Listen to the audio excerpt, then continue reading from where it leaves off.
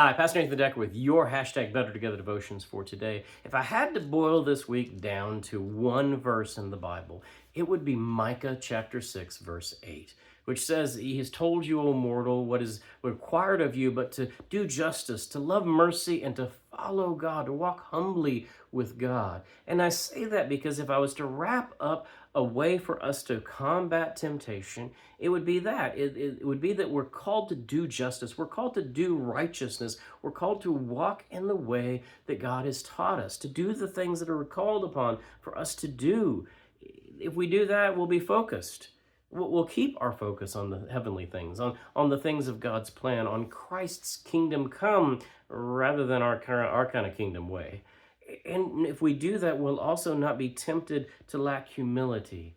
We'll be walking humbly with our God. We'll be loving justice and doing kindness and caring about how we understand our perspective from the perspective that God has on us and on human beings and others.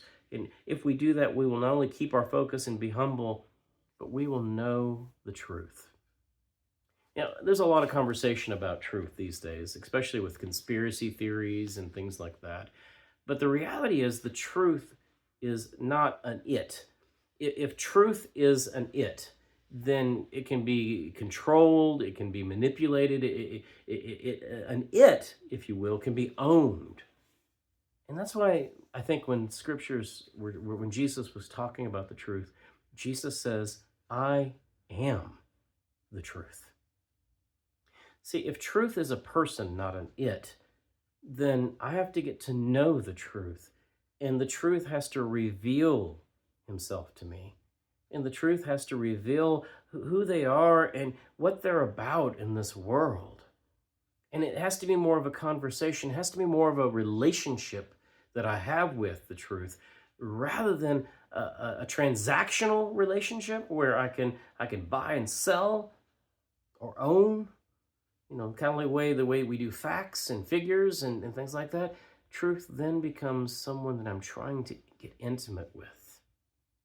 Someone that I want to dearly know me fully and to be fully known by the truth. You see, if we are those who keep our focus, who are humbly walking with God, we're those who are also striving to know the truth in who Jesus is. Our focus should constantly be on things that are higher and better than we currently are.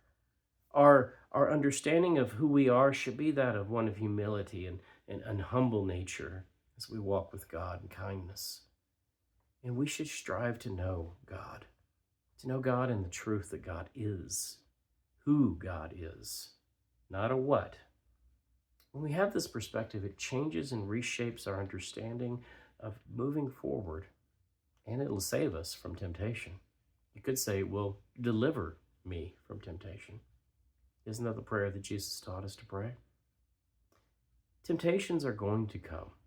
In fact, the longer you're a Christian, the harder it gets, in all honesty. I won't lie to you, because you'll find more ways of becoming lazy or unfocused. You'll find more ways of justifying who you are. You'll find more ways of abusing power and manipulating.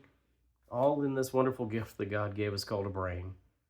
Remember, one of the ways that we sin is by taking the gift that God gave us and corrupting it.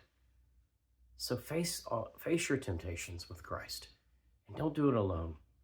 Face them together with other people of faith, so that you can grow, so that we can grow, and so that all can be better together.